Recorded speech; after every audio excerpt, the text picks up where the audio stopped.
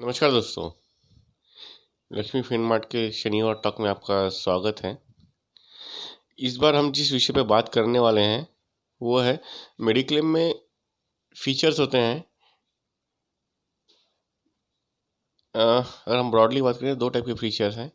कुछ फीचर्स ऐसे हैं जो आपके समय शेयर को कम करते हैं या समय शेयर को कंज्यूम करते हैं, और कुछ ऐसे फीचर्स होते हैं जो आपके समय शेयर को कंज्यूम नहीं करते, यानी कंज्यूम करते हैं कि आपकी समय शेयर में से कटते नहीं हैं, कि आपने वो फीचर इस्तेमाल कर लिया तो आपका समय शेयर कम हो गया। ऐसा नहीं है। अलग अलग कंपनी की अलग अलग पॉलिसियाँ, अलग अलग चीज़ें होती हैं। उस पर अपन बात बाद में कर सकते हैं, या ना करें तो अच्छा है। आप अपने एडवाइजर से उस पर बात कर लीजिए। कुछ फीचर्स ऐसे हैं, कुछ जैसे कंज्यूमेबल कंज्यूमेबल को पहले कोई इतना महत्व नहीं था, क्योंकि वो बहुत माइनर अमाउंट होता था। तो कुछ कंपनियां उसको बिल्ट इन थी, उसमें कुछ लोगों ने उसको राइडर बना दिया। पर जब से ये कोरोना या कोविड-19 आया है, इस ये एक बहुत बड़ा खर्चा हो गया है।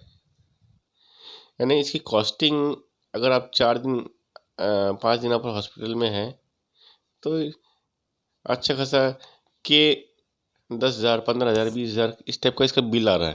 यानी एज गुड एज आपका एक दिन का आपका जो खर्चा है हॉस्पिटलाइजेशन का, उससे भी ज़्यादा ये कंज्यूमर का खर्चा आ रहा है। चूँकि गाइडलाइंस ऐसी हैं कि जो फ्रंट लाइन वॉरियर्स हैं उनके भी प्रोटेक्शन ज़रूरी है। तो हम इनको ये भी नहीं बोल सकते कि आप ये पीपी किट ना इस्तेमाल करें, सैनिटाइजर इस्तेमाल ना करें। All all have costing. तो चूँकि हम 24 घंटे हैं, 24 घंटे में हमारे स्टाफ चेंज हो रहा है, नर्सिंग स्टाफ चेंज होता है, रेसिडेंट डॉक्टर्स चेंज होते हैं, विजिटिंग डॉक्टर चेंज होते हैं। अब ये ज़रूरी नहीं कि सुबह पहना हुआ पीपी किट से शाम को आपको आके फिर से वो उसी किट पे पहन के चेक करेंगे, ये भी ज़रूरी नहीं है। क्योंकि ओटी ये सब बहुत सारी चीज़ें होती हैं जिसमें वो मेंटेन करना आसान नहीं है। तो एक आप जो भी पॉलिसी ले रहे हैं उसमें ये देख लीजिए कि कुछ कंपनियों ने इसको राइडर बना दिया है, कंज्यूमेबल का एक राइडर बना दिया है कि you pay something extra and then you will get benefit, कि आपको कोई कंज्यूमेबल का बिल नहीं पे करना। कुछ कंपनियों में या कुछ कंपनियों में ऐसा बोल सकते हैं अपन कि उनका बिल्ट इन फीचर है, वो कंज्यूमेबल को कंसिडर नहीं करते, वो पार्ट ऑफ बिलिंग में ही आ जाता है, उसको अलग से कोई मान्यता दी नहीं उन्होंने। बट आपका कंज्यूमेबल का बिल वो क्लियर करते हैं। और कुछ कंपनी ऐसी हैं जो कंज्यूमेबल को ऑल टुगेदर नहीं पे करती, वो आपको पे करना होता है। 3 डिफरेंट कैटेगरी बन गई हैं, डिस्ट्रिक्ट कैटेगरी है, बिल्ट इन है, एक राइडर लो और एक 100% देना है। पर ये तीनों में ही एक चीज़ समझ लीजिए, आपका ये समय शेयर को कंज्यूम करती हैं, समय शेयर आपका कम होता है। कुछ फीचर्स ऐसे जो मैंने आपको बताया कि जो आपके ओवर एंड अबव समय शेयर होते हैं। जैसे आपने सिंगल रूम चूज़ किया हुआ है, उसका प्रीमियम पे किया है, आपने शेयर्ड रूम में चले गए या जनरल वार्ड में चले गए, तो उसकी जो सेविंग्स है कंपनी आपकी तरफ से शेयर करती है कॉस्टिंग की, तो वो आपका ओवर एंड अबव समेश्वर आ जाता है। उससे आपको समेश्वर में कोई फ़र्क नहीं पड़ता। आपको जो एक्चुअल ट्रीटमेंट है उसमें जो समेश्वर लगा वही लगा, नहीं लगा।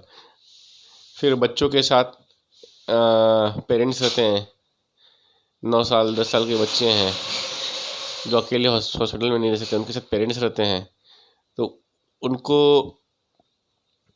एक छोटा सा बेनिफिट दिया जाता है कि भाई आपके पैसे खर्च हो रहे हैं और यू कांट लीव फैमिली। अब न्यूक्लियर फैमिली है तो बच्चों को छोड़ के माँ बाप दोनों ही हॉस्पिटल से जा नहीं सकते, तो वहाँ पे उनको डेली मेंटेनेंस या डेली मेंटेनेंस अलाउंस बोलते हैं उसे, वो देती है। तो it's over and about sum assure होता है, सम एश्योर इसमें कंज्यूम नहीं होता। कुछ कंपनियों में air ambulance over and about sum assure के ऊपर है, वो आपका सम एश्योर को कंज्यूम नहीं करते, कुछ में करते हैं।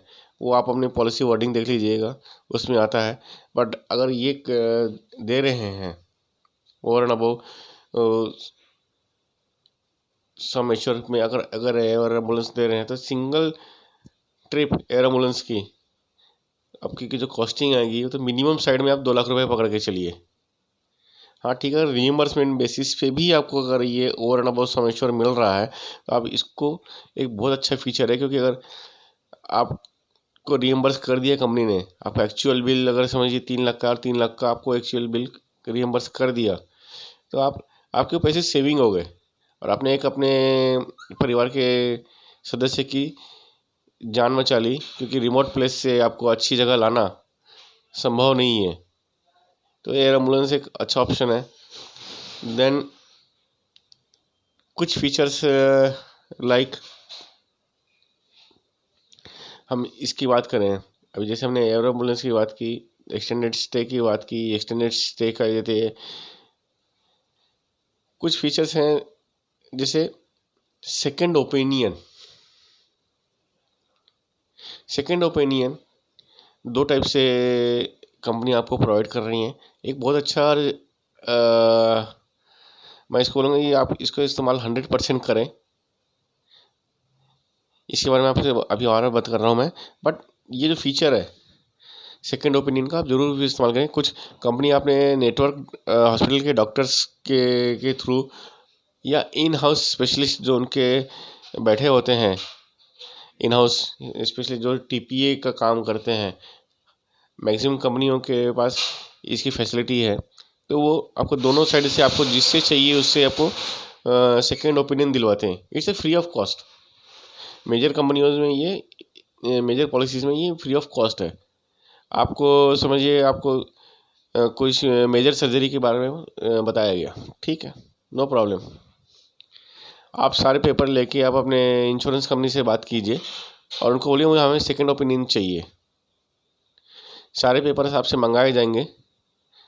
आपको उनके इन हाउस डॉक्टर्स भी गाइड करते हैं और आप ऑन योर डिमांड, मेरे शब्दों को फिर से समझिए, आपकी मांग पर वो आप उन नेटवर्क हॉस्पिटल है वहाँ पे आप जिस जगह पे हैं वहाँ नेटवर्क हॉस्पिटल है और आपको उस नेटवर्क हॉस्पिटल में आपको जो डॉक्टर लग रहा है कि आपको आपके